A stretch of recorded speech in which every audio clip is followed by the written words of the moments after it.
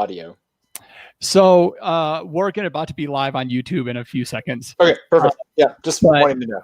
But when the show goes live, the show will be released Friday as audio only. Perfect. But the YouTube is out there. We've got some people that, for some reason, just love watching us. That's awesome. They don't pay attention. They don't watch us. They just chat in the chat room. Yeah, really. It's their Tuesday night get together, and we talk in the background. It's like we're another group in the corner of the party room. Yeah. Pretty much. All right. So hey, folks watching on YouTube. Hey, Jeff McKinney, Dimitri's watching. Cody, Brad, how's it going, everybody? Grandma Sparkles is in there. I don't know if Grandma Sparkles is in there or not. Jeff Solomon's in a foul mood, everybody. So just you could see it. You could see it in his face. I came home in a foul mood, but I've just been smelling this glass of Cab Franc for the last 15 minutes, so my spirits have lifted. That's what I need. Yes, Jeff doesn't want to write an intro, so he must be angry writing. I'm sorry. Somebody on Facebook the other day was really mad at me. They told me to get my head out of my abs, and I took that as a compliment. I don't know. Oh, that's fantastic. Let's go. I'm gonna close the window. Yeah, I think that's a good idea. Not to mention the flight path at the airport's changed, and there's planes coming over the house tonight. Oh my God. There we go. You guys be quiet. You guys managed to be quiet? This is such a. And I'm yelling at my dogs, telling them to be quiet. We're professionals, Tristan. Yeah, we've only done this 290 some odd times.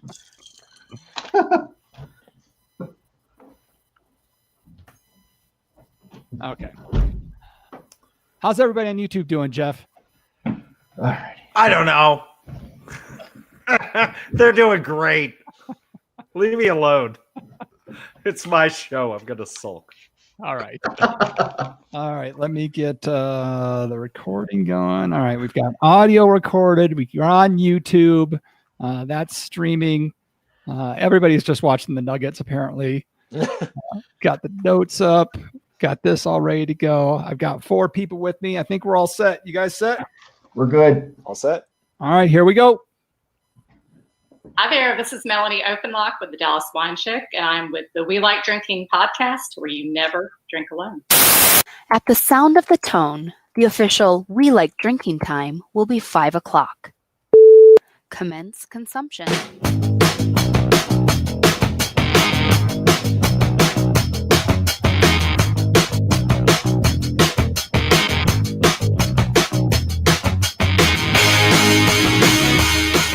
This week on episode 2, great. Fantastic. Freaking mouse hit a wire. All right. I'm going to try that again. I'm just going to go with the music.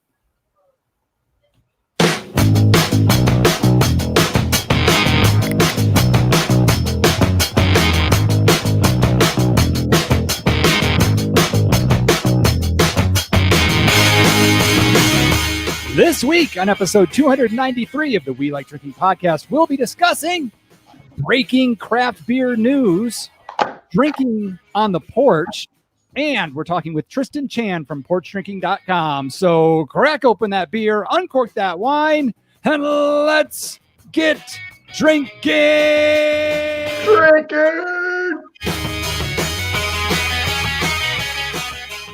Oh my goodness, folks. You are in for a treat tonight. Jeff Solomon is really upset. My microphone's running hot. John Ruyak looks like $1 million. Green and wrinkly. And we have a super My internet is shit tonight, everybody. I'm sorry. My webcam won't set up. I got a fantasy football draft happening in a couple minutes, and I'm running the show all by myself with no help from anybody here. Yeah, that's exactly what's happening. And we've got a guest that is already very upset with the decisions he's made this week. So let me start by saying cheers, my podcast drinking friends, and welcome to Happy Hour 293 of your favorite award-winning topical beer and wine education podcast, focusing on fun and anger and bad tech.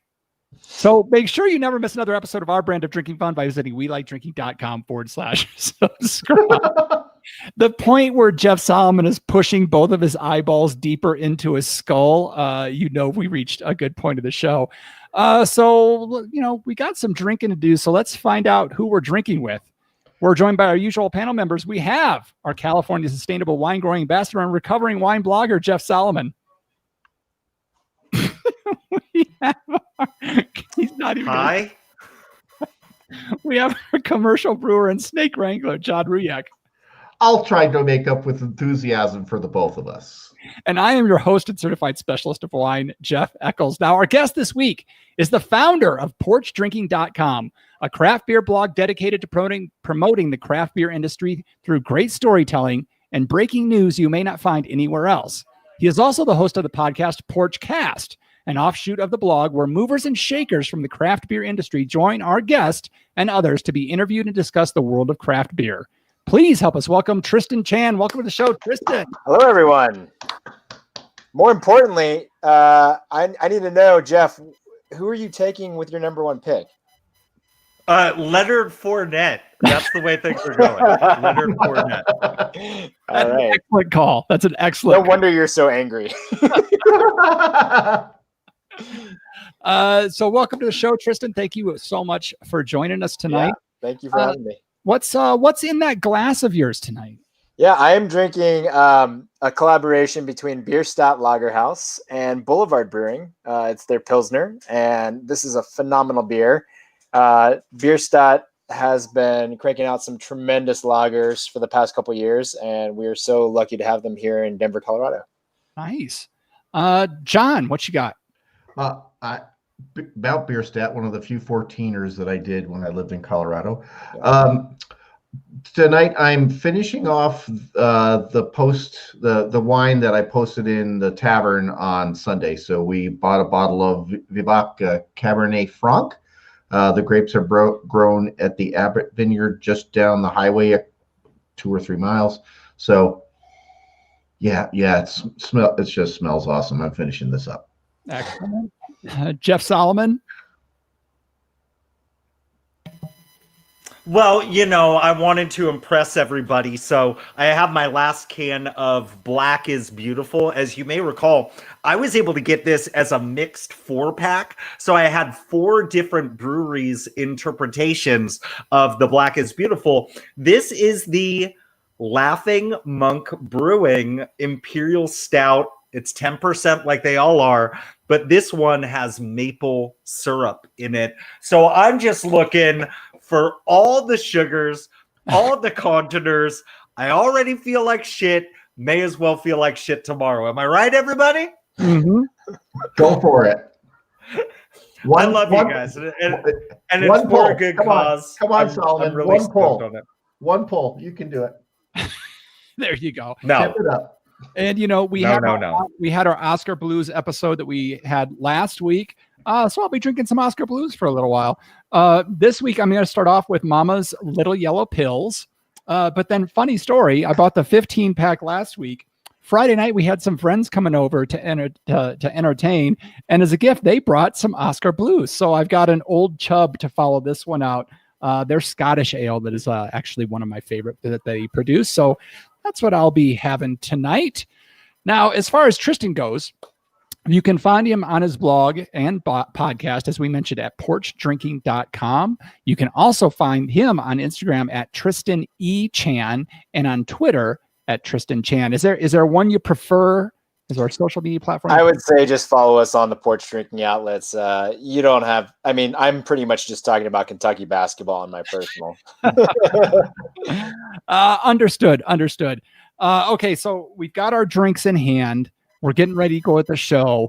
But first things first, we really need to make sure Jeff is front and center right now with a little bit we like to call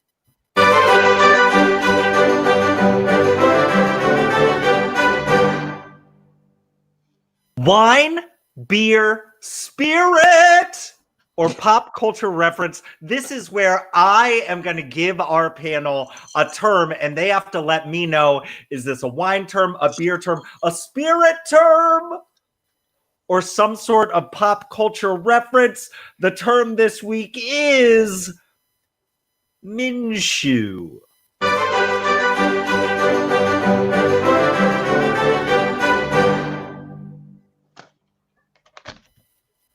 Is Minshew a wine term, a beer term, a spirit term, or some sort of pop culture reference? John Ruyak. Mr. Solomon, would you do the panel a favor and spell the term for us, please? Why, certainly. Minshew is spelled a capital M-I-N-S-H-E-W.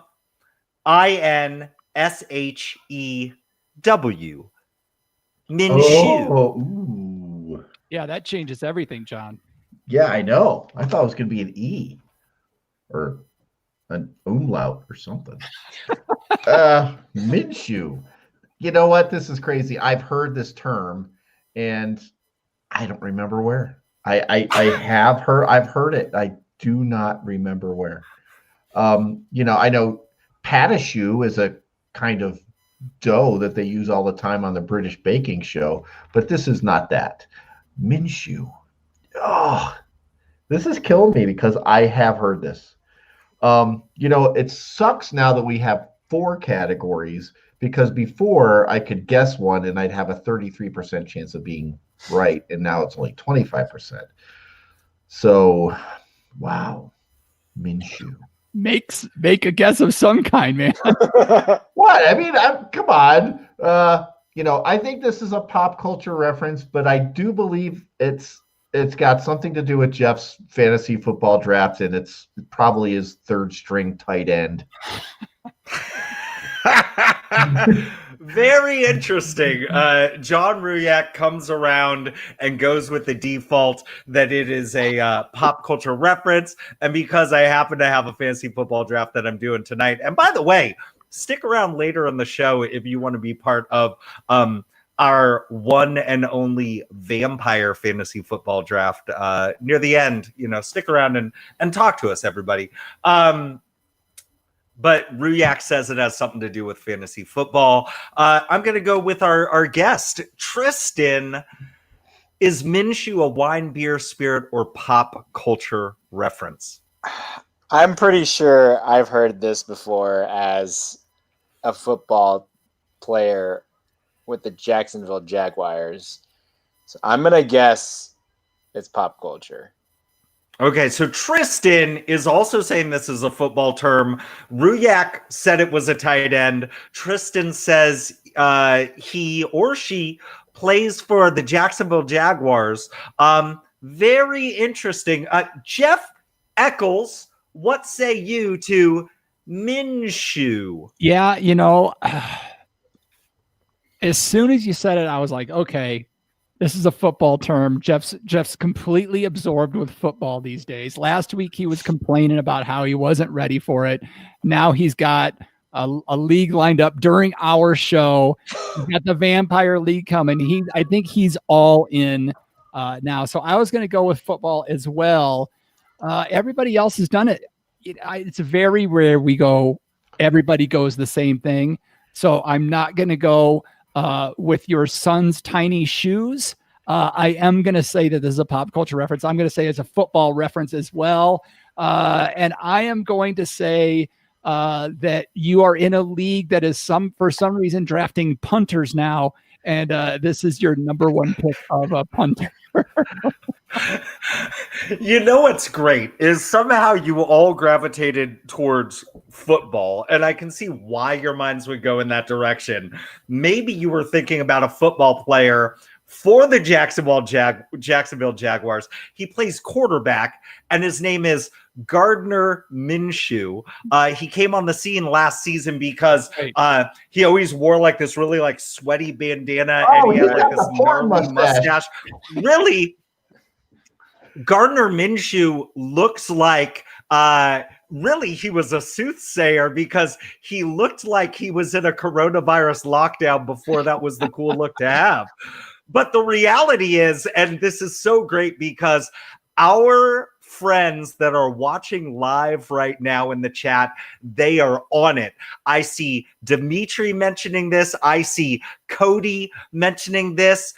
Minshew is a beer term because Bud Light is running the greatest promotion ever. If you draft Gardner Minshew in the first round and share your screenshot of drafting Gardner Minshew in the first round, you will be entered to win a case of Bud Light. And if your team wins the championship with Gardner Minshew as quarterback, you can enter to win a season's worth of Bud Light. Minshew is a beer term.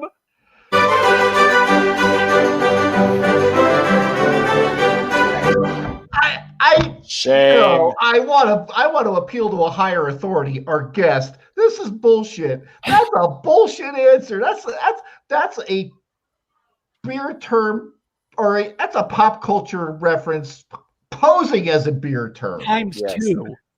Agreed. Sorry, Minshew, that's my friend Dave Minshew. That's what we expect out of Solomon. Okay, sorry. Next time. Sorry, I'm off my game today. I apologize. All right. Well, I guess now we can get the show started. Welcome to the show, Tristan. This is the show. This is the chaos that you've signed up for. Hey, good night. I'm all for it. Thanks for showing up, everybody. Yeah. So, some of us know your work really well. Some of us may not know your work. PorchDrinking.com. You founded this beer blog that is really going to be something quite special. But we always like to get origin stories before we start off. So why don't you tell us where did PorchDrinking.com come from and what has it evolved to? Sure. So I founded the website about 8 years ago. I'm originally from Kentucky, and I moved out to Colorado in 2009 to serve a term with AmeriCorps. And for those who aren't familiar with AmeriCorps, it's pretty much like the Peace Corps, but here in the U.S. And so that organization serves nonprofits and organizations in need to help with direct service, capacity building, a number of different things. There's several different branches. My particular project was working with the Boys and Girls Clubs up in Wellington, Colorado, which is just a little bit north of Fort Collins. And when you're in AmeriCorps, all that you can afford to do on the weekend, or all that, you're paid less than minimum wage. So all that we could afford to do on the weekends was to visit New Belgium and Odell back when they still offered free tasters. And that's really where I fell in love with craft beer.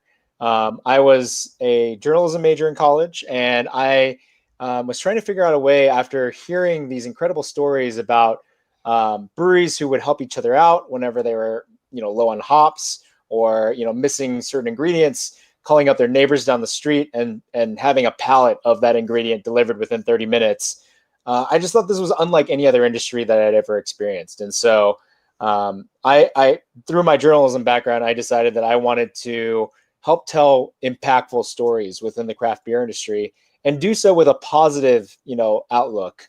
There were so many other publications at the time that were rating and ranking beers, and we didn't want to do that. We wanted to focus on the storytelling element and make sure that, the stuff that we were putting out there was approachable and fun for people who maybe were just getting into beer and still discovering, how awesome this industry was. And so, we've always taken more of a fun approach.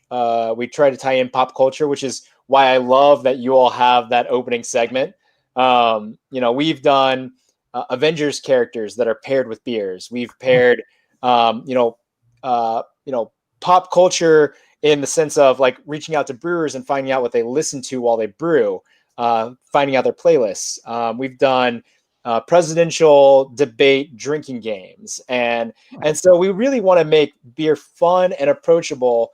While also, over the years we've grown to become very much more informational and serving as a resource for people. And so, we're about to enter our next big phase of growth, which I am actually sharing with you guys for the first time. Something that we've been kind of working towards for the past 3 or 4 years is developing regional subpages within Porch Drinking. And so, one of the things I've seen on the internet, in terms of the beer world, is people often ask, like, I'm heading to Denver for the weekend. What breweries do I need to check out?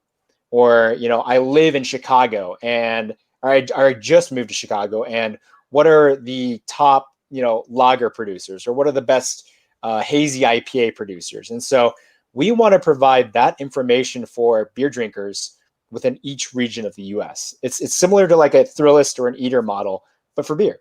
And so we're working with a company right now to develop those pages. We've got a team already of over 100 writers across the country, and we're actively recruiting more writers and editors to kind of create that infrastructure so that we can launch regions once they're ready to go. That's really exciting. Yeah. That, and you've touched on a whole bunch of points that I was going to bring up as well.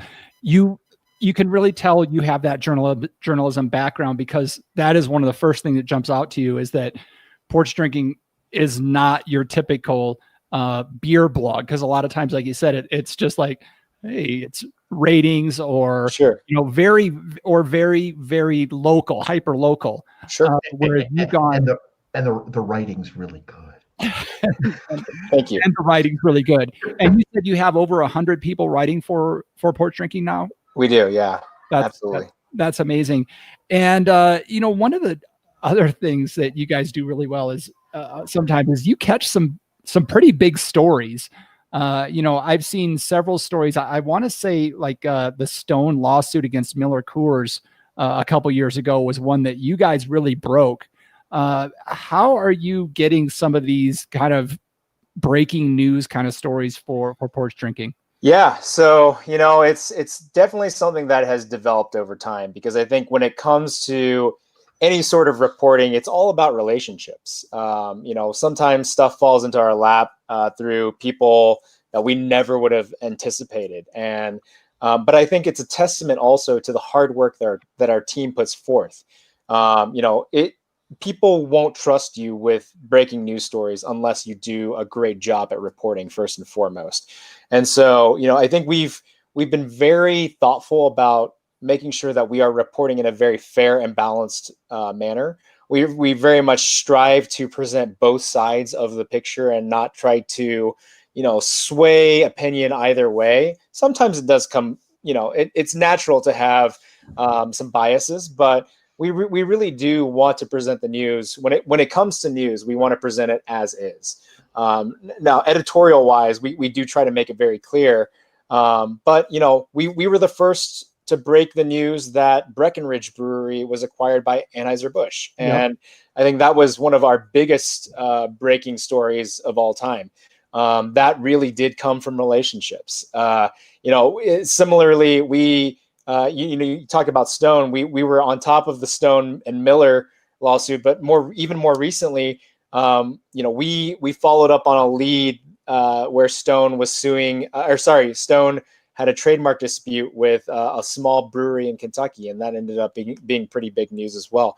And so, really, it's all about building relationships with breweries, building relationships with our readers as well, because we're in such a weird social media age where people discover things and they want to share it. And so we try to keep a finger on the pulse when it comes to all of that stuff. And we try to report it in the most responsible manner possible.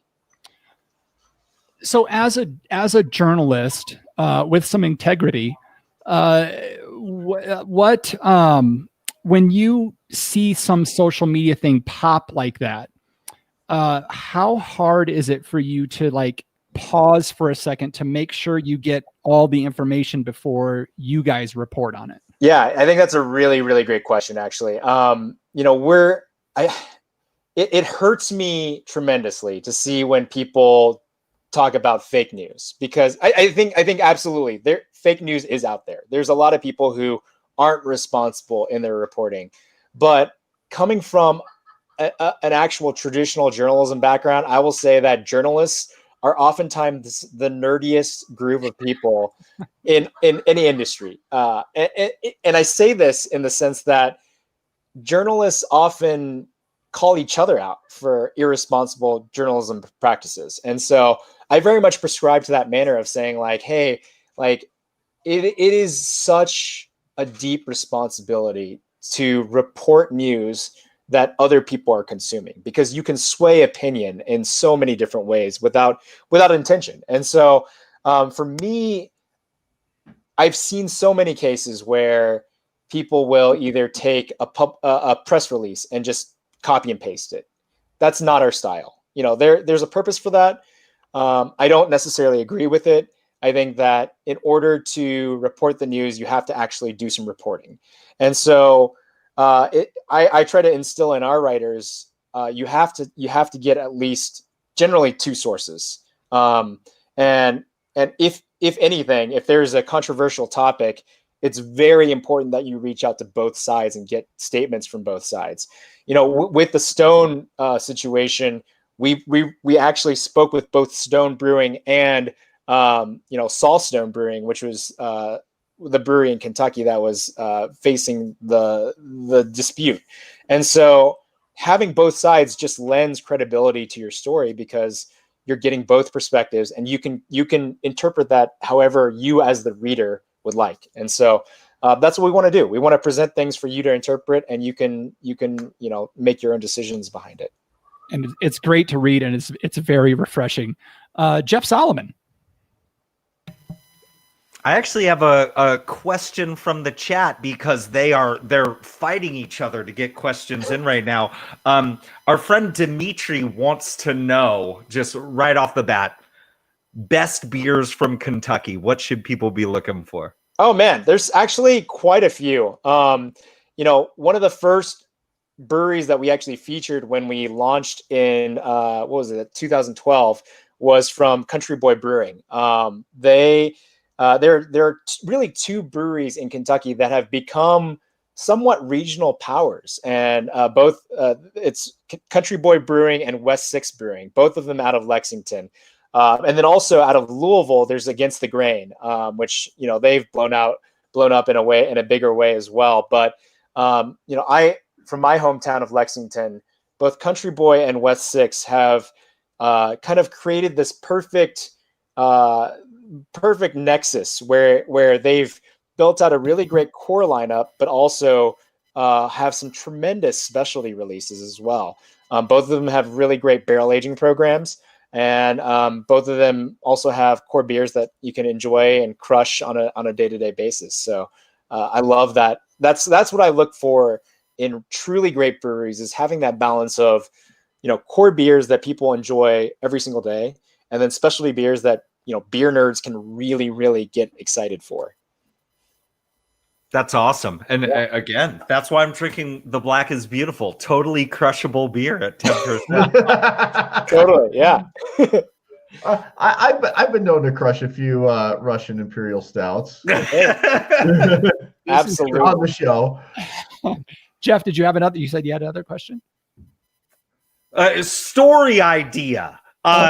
Top Okay. 10 most crushable Russian Imperial Stouts. I'm just going to give you that one for free, and you do what you want to with it. I'll survey the crowd for more in a little bit. We'll be sure to credit you on that one when it comes out. Yes. All right, John. So, I mean, let's talk about the elephant on the planet. How has the flow of information and gathering stories changed since the pandemic started? Not the stories themselves, but the flow of the information for you guys. It's difficult. I think a lot of breweries are in a similar situation in that, I was working for a brewery before the pandemic started. I've been the marketing manager for Ratio Beer Works here in Denver for the past 4 years, helped them develop their marketing strategy. And unfortunately, I got furloughed at the beginning of March. And I think a lot of small to mid-sized breweries have faced similar kind of tough decisions. And I totally understand it and sympathize with all those breweries. It's a very difficult time to be small business owners as a whole. And so, we as a publication have had to focus a little bit more on doing our own outreach because in many cases, similar to Ratio, they don't have their marketing people anymore, or it's been scaled back where breweries are focusing just solely on trying to get beers packaged and out of the tap room. And so we've tried to be a little bit more observant, but at the same time we've also been dealing with our own kind of civil rights movement in a sense, and so that very much intersects with the craft beer world because craft beer is so community driven, and we've been focusing a lot of our attention on how breweries interact both positively and unfortunately in some cases negatively to the civil rights movement that we're experiencing currently. And so we've been trying to report that in the same way that we always do in terms of presenting both sides and also presenting straightforward the facts. And I think that our team has done an incredible job in responsible reporting in that sense. Can I ask well, it's a totally different question. Sure.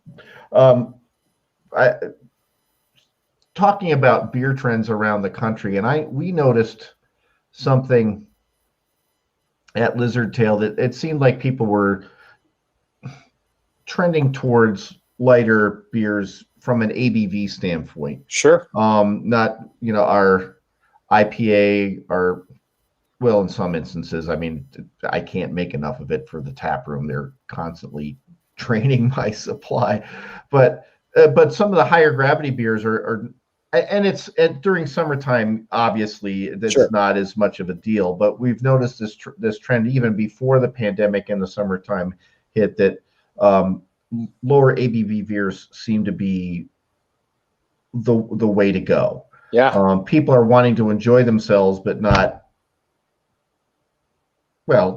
risk their health or anybody else's health. Sure. Are you seeing that, not in the trend towards lagers or pilsners per se, but just in a trend towards lighter on the booze? Yeah, absolutely. I think that's something that I think a lot of beer writers and industry folks have predicted for the past 5 years.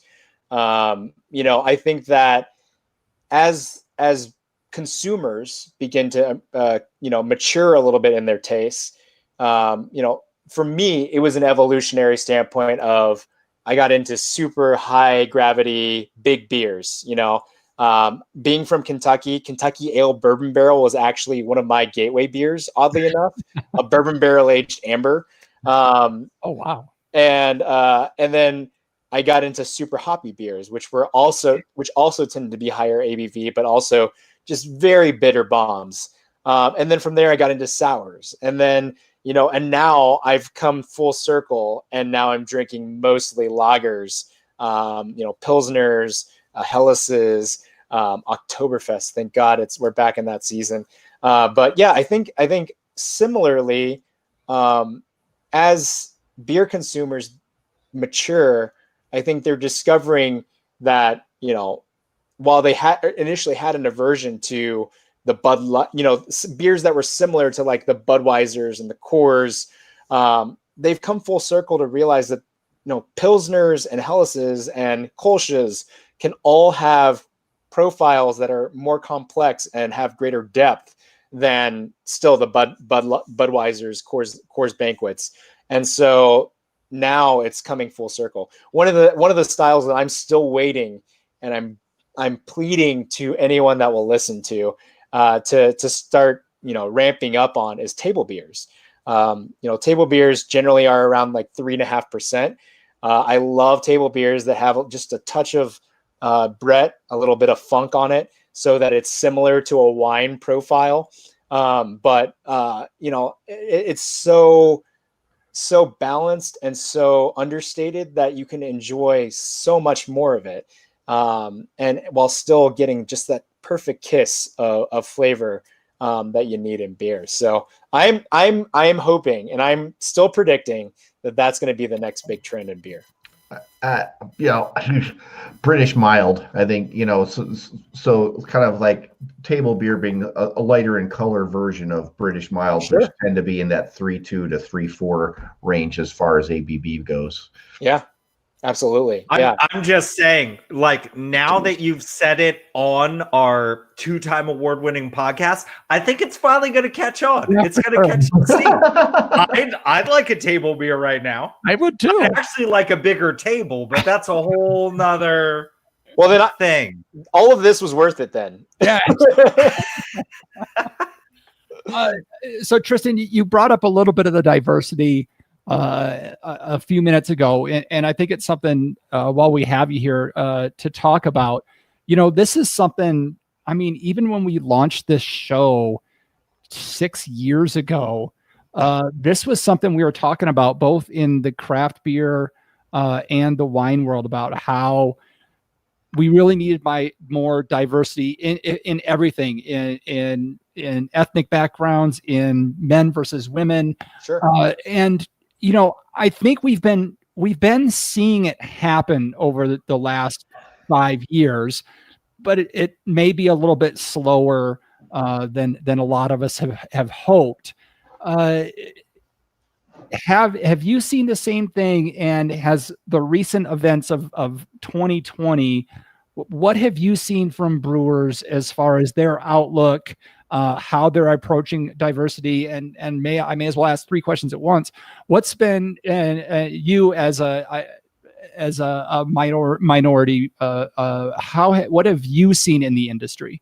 Yeah, no, I think it's an important issue, and I think it's great that you all have been discussing this for the past 6 or so years, because it's definitely something that has been pervasive in this industry and also understated in this industry for a very long time.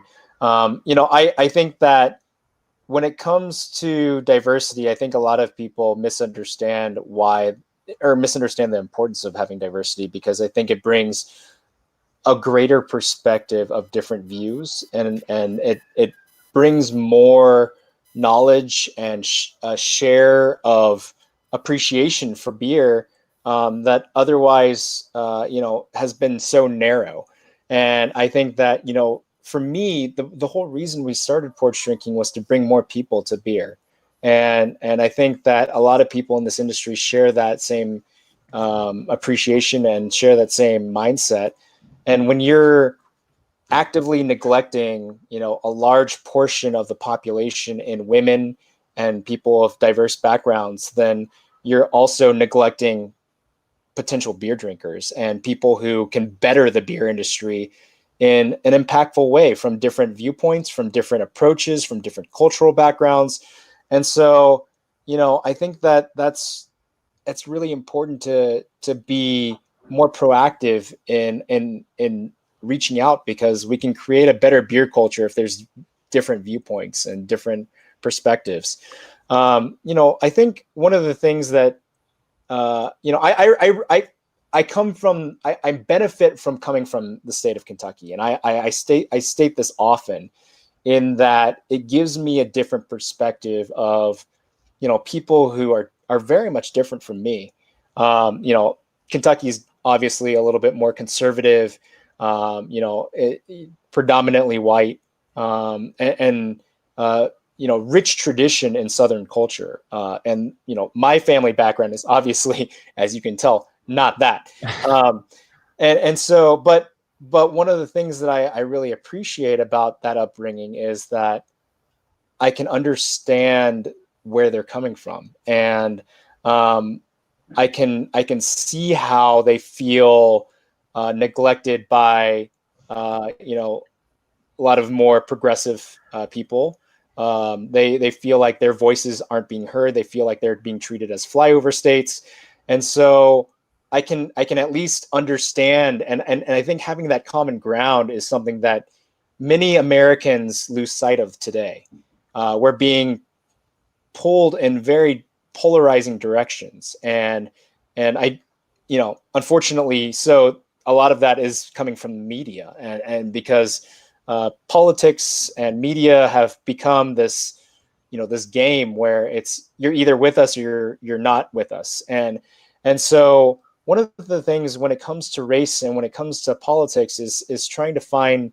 I state to breweries, please understand, try to find this common ground. It doesn't need to be, you're with us or you're against us.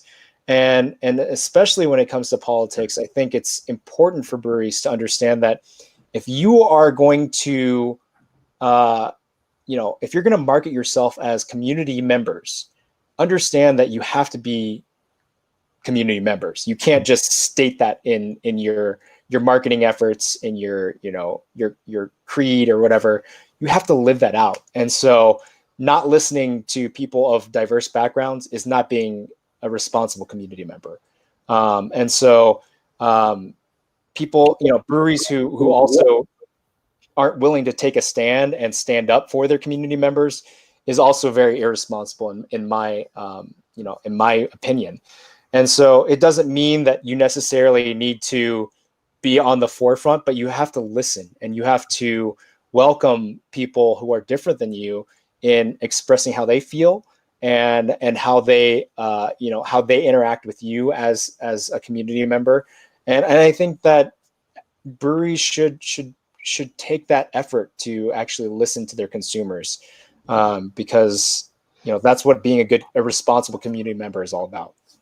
And especially with breweries, like to me for breweries, because the first step whenever you're looking to bring people together with something like that is finding the common grounds, finding something you can sit down and agree with as a starting point.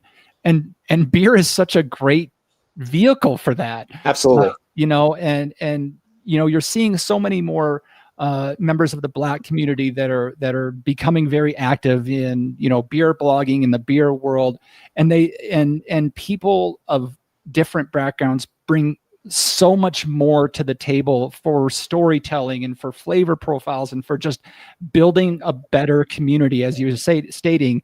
And are you? I mean, I know it's not going to be 100%, but it feels to me like a majority of the breweries that I see are really embracing this kind of movement.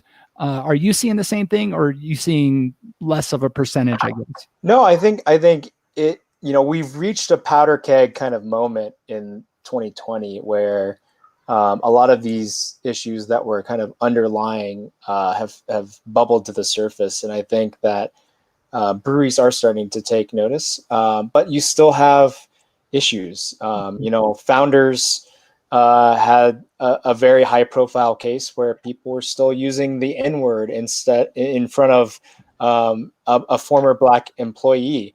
And they were accused of, saying this was a black person's printer and this is a white person's printer. And that's just baffling to me that this was still so pervasive. We still have, a high profile situation where, some of the leaders of a really progressive, culturally based organization, beer culture or Black culture, where they're trying to engage with Bob Peace, the president of the Brewers Association, and he won't speak with them. And it's just outstanding to me that we're still not able to have a conversation. And I've had several instances where breweries disagreed with me on maybe an opinion that I had on the website, and all it took was sitting down and having a beer and listening to each other, where we could come and find some common ground. And the fact that we can't do that in some of these instances, and Founders has still not apologized to that employee, is baffling to me. And it's as simple as sitting down and listening. And so that's the biggest thing that I try to impart on breweries, is saying, like, hey, like, humble yourselves and just listen, because I think at the end of the day, you'll find common ground if you just, find the decency to do that. Jeff. I was thinking about earlier. You were talking about like a real bedrock of good journalism is making sure that we're getting multiple sources, making sure that we're hearing from different sides. And I'm wondering if you might find yourself, whether it's within a piece that you're doing or you see somebody else that's doing a piece for the site, where they might not have even realized like that their own biases just start dripping down the page, right? Sure. Like that's one thing that I kind of think about, and like, how do you address that? And then how do you address a situation where you want to represent the other side in terms of journalistic integrity and everything, but like we can bring up the Founders situation as like this example where it's like the other side is so vile and repulsive, and you're like, I can't. Like, what do we do in those types of situations? Well, I think to answer that question more directly, I think it's still very important to present the facts as is, at least in the initial article. And then, if we feel strongly enough to formulate an opinion, then I think that's where the editorial comes into place. And we still present we base it off of facts to, further our point. But I think you have to present the facts first, and then you can form an opinion afterwards. And I think that's the best way to create that balance, and also be very clear in your intentions. I think there's not enough clarity in terms of journalism these days, and I think that transparency is always super, super important. Have you ever had, just kind of following up on that, have you ever had a situation where your stating of fact really did put somebody on edge, and then like a couple years down the road, you want maybe this same person's words for a totally different story, and they're afraid to answer the phone? Like, does that ever happen? Well, I think, one of the things that we've always prided ourselves is being truthful. And I think that always comes full circle, even for those who feel offended by what we print. I don't think I've shared this in a public setting before, but we were the first publication to report that the Colorado Brewers Guild had split. I think this might have been 3 or 4 years ago that very prominent members of the guild decided that they wanted to start their own guild, so to speak. And at the time, I received a very upset voicemail from a member of the guild, one of the staff members of the guild, berating me for my reporting, even though it was very truthful. And so, it's difficult because, that person was in a very high profile position. I now work for that person. That person hired me on. And I think that's a testament to the fact that, at the end of the day, I think they realized that what we did was still very truthful. We did so in a responsible manner, and it was just not the result that person wanted. And so I think as long as you're sticking by your guns in doing something that's truthful, ultimately it'll come full circle, and it'll all work out in the end. Yeah. John, anything else? Well, no, I mean, all these, it's interesting because I live all this, I don't want to say attempts at diversity. I live in Albuquerque. We have an extraordinarily diverse clientele. Sure. So, managing that, I'm in the brewery most of the day, but, and it hasn't, obviously I haven't been able to overhear conversations or hear the milling around of voices and things like that. But actively managing the floor of a very diverse customer base is, I mean, really interesting. It's just, and it makes my job enjoyable. And there's a guy who's half Hispanic and half Native American, and he wears a MAGA hat into the place, half the time, and he'll sit right next down to the very liberal lawyer, and they're just, it's, and it's, just the flying of ideas, but just the diversity thing is so important for so many reasons. But as a brewer, sometimes you want that input culturally and from all different perspectives, because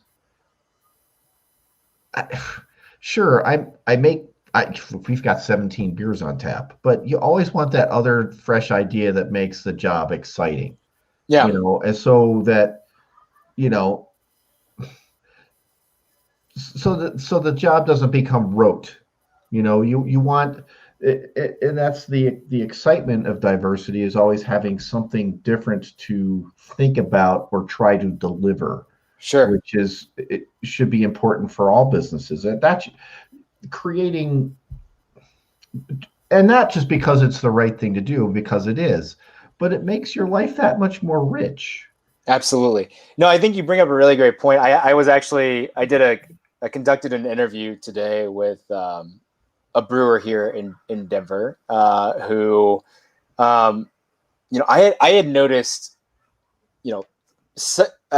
secondarily, that this brewer had begun assembling essentially a dream team of brewers. He had been able to bring together 3 or 4 brewers that were prolific in their own right, and they've since joined his team.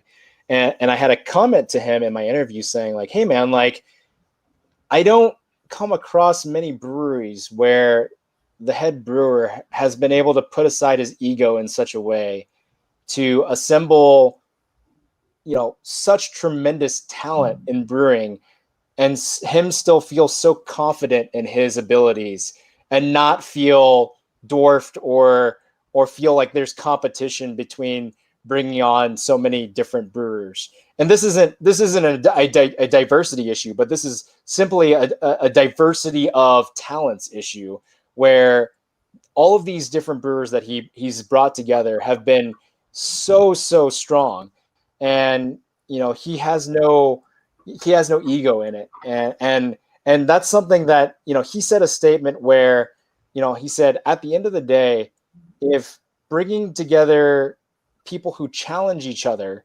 and can bring something new to the table can better our end product, I think that's the most important part. He said brewers who make this about themselves and want to just be the head honcho in a situation, they've lost sight of what the end goal is when it comes to brewing. And I think that was so profound and so translatable to other breweries. And I really hope other brewers take note of that, because if we're really trying to create a better brewing industry, then at the end of the day, that's what it's all about, right? That goes for any industry. You have to be brave enough and really intelligent enough to hire somebody that could potentially be better than you. Sure. Because that's how things move forward. Yeah. And that takes courage. Yeah. Not a lot of people want to do that. And he said, he said a great point too of, when you're golfing, typically your best days are when you're golfing with people who are better than you, because they're going to push you to become better. Similarly, that's the same with musicians. If you're practicing by yourself, you're going to get better no matter what. But if you're practicing with musicians who are better than you, you're going to get a lot better a lot quicker. And so, that the same applies to brewing as well. There's so much mind share that's happening when you're brewing with people who are more talented than you are, or maybe have greater talents in certain areas. And so that's kind of something that he was able to recognize something that I've recognized in, I've since launched my own marketing firm, and I've brought on other people who are talented in other areas that I think will ultimately make me a better marketer in the long run as well. Greater than the sum of your parts. Yes. I think it only makes sense for us to talk about your marketing firm in just a second, because I also need to uphold my brand. When you talk about, one person kind of elevating the game for everybody else, it took a lot of guts for Eccles to give me a call and say, hey, man, I know you're better than me and John. And so, and some guy named Jim, but I'd really like you to come on this show and just elevate the game. And I totally understand that. But you mentioned I'll be the Mark Messier if you're Wayne Gretzky, sure. You mentioned your beer marketing consulting firm. So I could you tell us a little bit about that as well? Yeah, I didn't want to be overly promotional, but it is something that I've been working on during this COVID period. For a long time, I had been wanting to launch my own firm just because I love the ability to work with a diversity of clients, both in the beer and spirits world. Law's Whiskey is my first client, which is an incredible distillery out here in Denver that focuses on whiskey. And the Porch Collective is the name of this firm, paying homage to what we created in porch drinking, but also being its own separate entity. And the collective is representative of what we just spoke about. I've assembled a team of 14 to 16 experts in photography, videography, graphic design, UX, UI, people who do stuff different than what I do, and people who also do the same things that I do, and all of that is to elevate each other and offer our clients a diversity of options, so that they can get the best marketing consulting moving forward. And so, we work with really killer breweries and distilleries, and we're launching this Thursday. So I'm excited to officially get that out there. So a lot that I'm sharing with you guys for the first time. But, right. So whoever, all the thousands of listeners who are about to start drinking table beer, hopefully you'll take notice of if you have marketing needs. The Porch Collective is definitely an option. And I'm assuming that's porchcollective.com. Yes, correct. Do you take podcasts?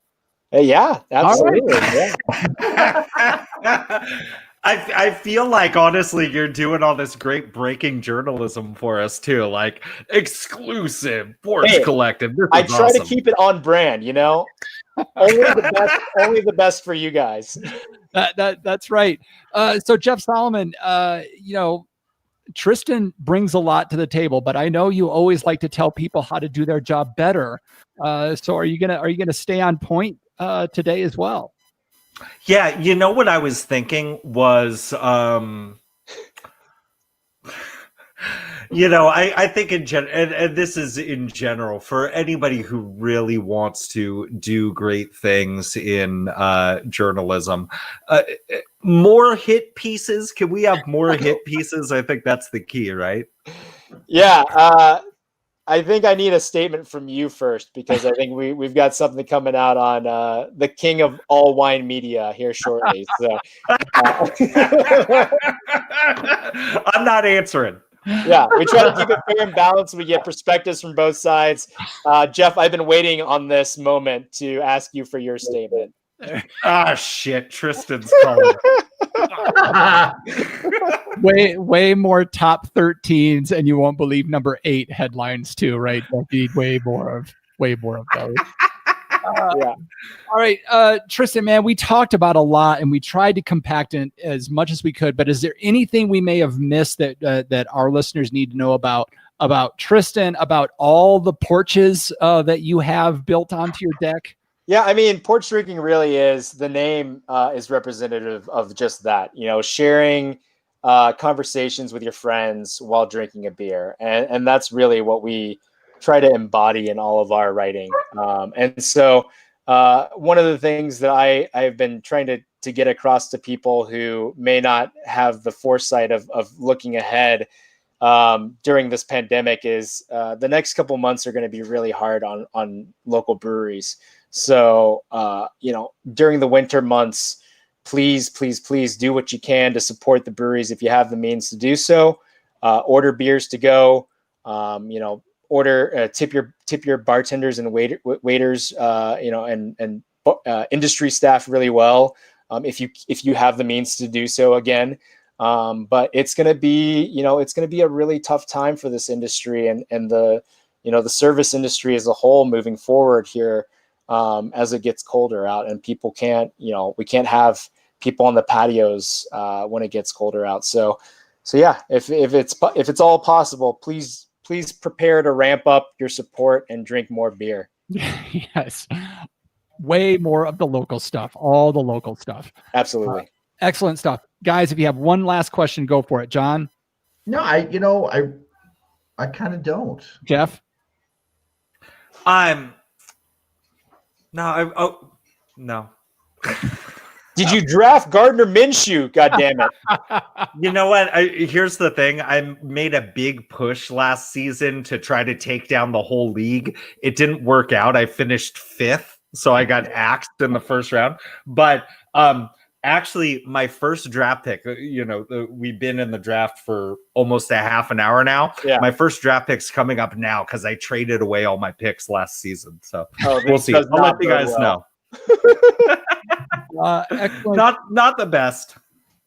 We're right at that time of if we end the show or we go with the story, but I think we need to go with the story. So, Tristan, can you hang out with us a little bit? Yeah, sure. All right, let's get into our We Like Drinking's version of hard hitting booze news. We discuss interesting, noteworthy, or most of the time pretty stupid things. Tonight, though, we are not going to talk about that. Do you guys know what red tide is? It stains my clothes every time I use it in the wash machine. Yeah, it's the exact wrong kind of cleaning detergent to use. No, red tide is something that happened in Florida, and this is an algae bloom that runs rampant, and it can kill thousands and thousands of fish. It can close beaches because the stank and the stench of all that death is so bad. And it's gotten a lot worse as the earth has warmed. They've been looking for ways to solve this, and they may have found a solution in the craft beer industry. Because what they found, as John is a brewer, Tristan is somebody that works in the brewer industry knows, breweries pack a lot of grain. They push a lot of grain out, spent grain outs. And they found that spent grain may have the key to solving the problem almost instantly. When they add spent grains, the flavonoids of the spent grains can, they believe, suppress the microorganism growth behind the red tide events. This doesn't mean that they're just going to pull up a dump truck full of spent grains and dump it into the ocean, because that would unleash a whole different set of problems. But so they're trying to isolate exactly what it is in this process that halts that process within the algae. But craft beer may once again save the world when it comes to the red tide. So I wanted to get your thoughts on this. Jeff is way too busy drafting a kicker right now. So John, let's get some thoughts from you on this one. Well, at first I thought, before I read the article, that because, there's a rancher, James, who picks up our grains. I text him in the morning, "Hey, James, brew today, grains available at 4:00. Great. And I thought, because he takes the grains and feeds his pigs, and I've been to his house for a matanza, which is a party where they slaughter an animal, and the ribs from the pig that was fed on those grains tasted really good, that maybe just throwing a rib into the tide would cure it. But no. But here's, I mean, that's really stupid. But at least you can admit that. Yeah, I mean, I only had 2/3 of a glass of wine. I wasn't really taking myself seriously. No, I mean, it's interesting that they would even think to do that. I mean, it's just. Obviously, you don't want to just dump grain in. There's so much leftover protein and other things that would just feed all the stuff that they're trying to kill. Right. But the fact that they're isolating some sort of, well, it was a problem looking for a solution, and they didn't know where the solution was until they realized there's all this spent grains and there's flavonoids in the beer, and they extract that stuff. And so, there's a lot of things. I mean, it just as an extension. We were looking at a grant at the brewery to use grains to feed mushrooms, which actually clean up nuclear waste. Oh, wow. And there's a Superfund site here in Albuquerque that they can't do anything with. But if you just spent, you'd have to cover it. I mean, it's Albuquerque, it's dry as all get out. So you'd have to, keep the mushrooms moist. But there's a lot of different ways that brewery byproduct can help the environment, and that's obviously red tide's one of them, and growing mushrooms and spent grains to eat the atomic waste is another. Who knew? John, we're gonna need to talk about that breaking news here shortly. This is, I think you're a new lead for me. Okay. Yeah. For sure. Tristan, I don't know if you'd seen this or have any thoughts. No, I think it's really interesting. My parents actually have retired to Florida, so the red tide is definitely no joke for them. They love fishing, and so it's been definitely a huge damper on their retirement fishing life. And I can finally maybe justify my living as working in the beer industry if beer can cure their ability to fish. So hopefully we can knock out two birds with one stone in this one. Absolutely. I mean, when it comes down to it, that really is the takeaway from porchdrinking.com, from We Like Drinking. Beer, wine, spirits, they are the solution to all of humankind's problems. Yeah, it really is. It really is. Jeff Solomon. Did I see Homer Simpson walk by somewhere? Jeff Solomon, do you have thoughts on this, or do you want to update us on your draft? Oh, my team sucks. It's horrible. I'm embarrassed. But I would just say, and I'm stealing this joke from a T-shirt, but technically beer is a solution. So just keeping it light. Yeah. Okay. All right. Yeah. I think that's the perfect point for the bartender to call.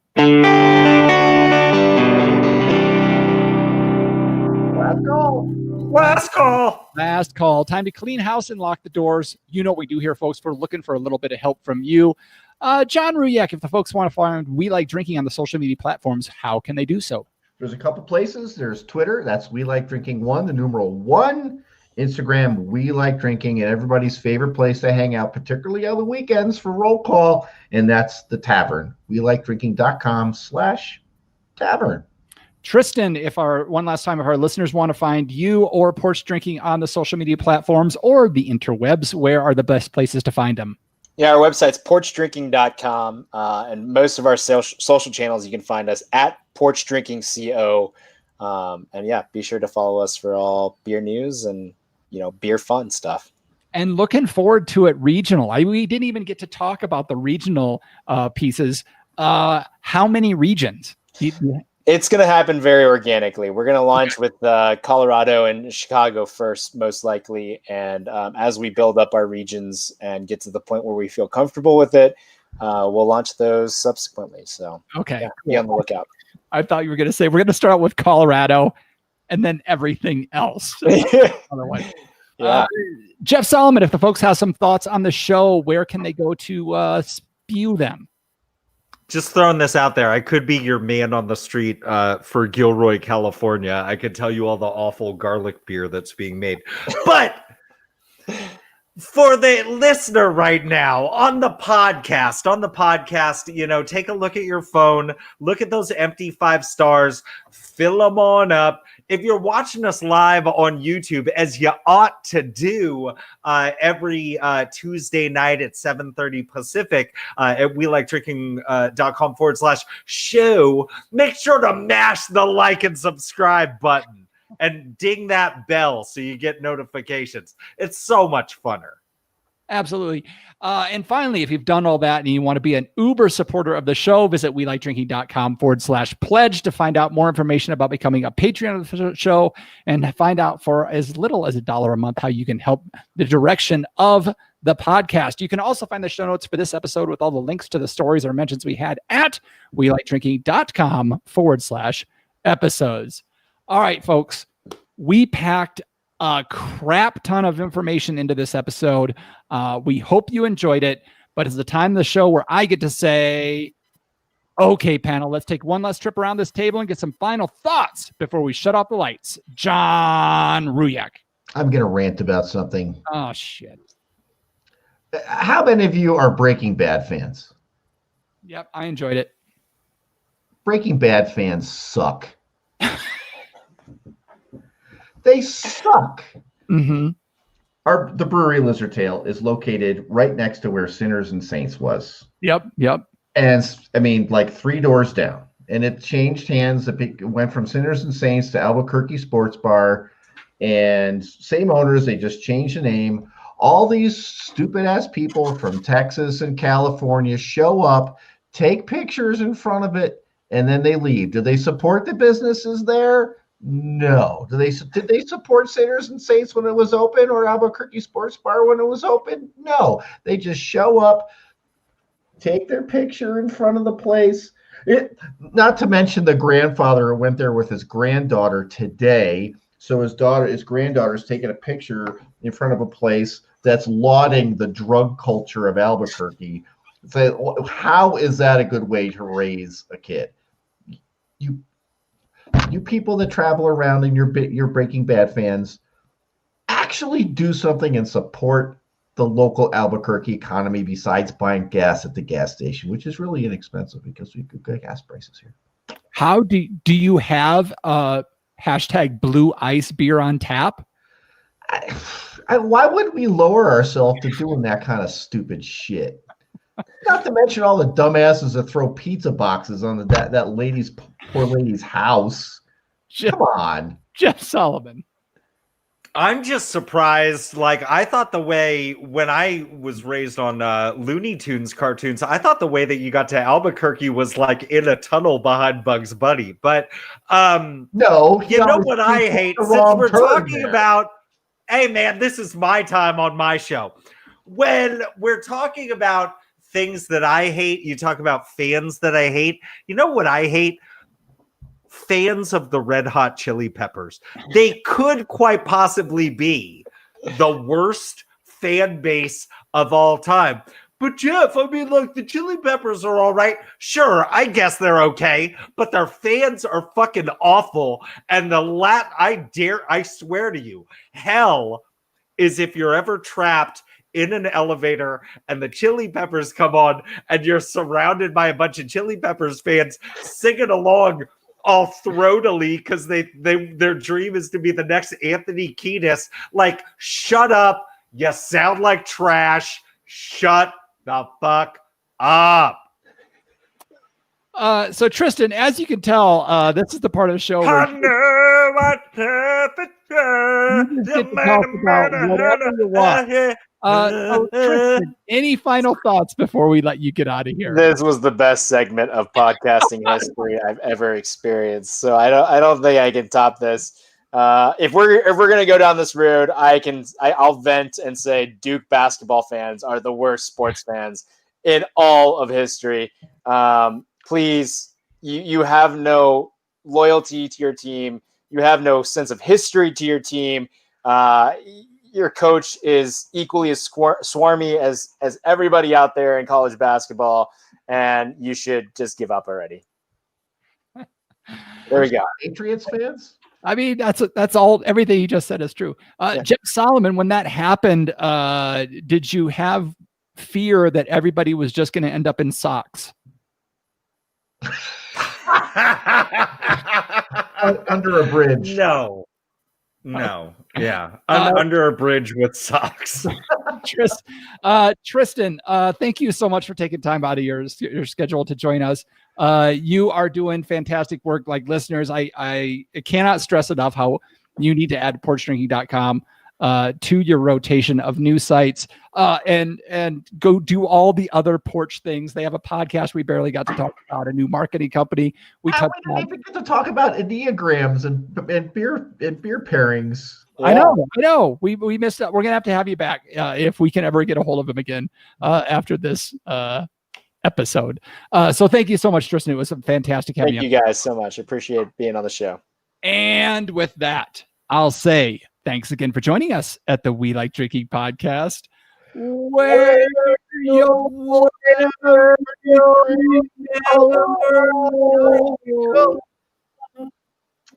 we forgot to tell Tristan about. We forgot to tell Tristan what we do at the end of the show. Okay, so here's what we do. At the end of the show, the crazy part is all our listeners, everybody watching on YouTube, just punch their cameras as well. It's crazy. I love it. That's great. All right. If you're a Chili Peppers fan, you just go punch yourself in the face. Punch yourself in the throat. You'll sound better. Jeff, anything fun happen over on the YouTubes as the show wrapped up? Talking about Stinky Red Tide. So they piped up there and then they went away. Okay. All right. We will go ahead and end the YouTube then.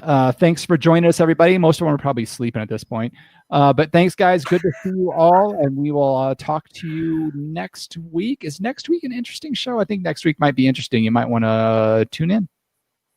It might be interesting. I guess I'll show up.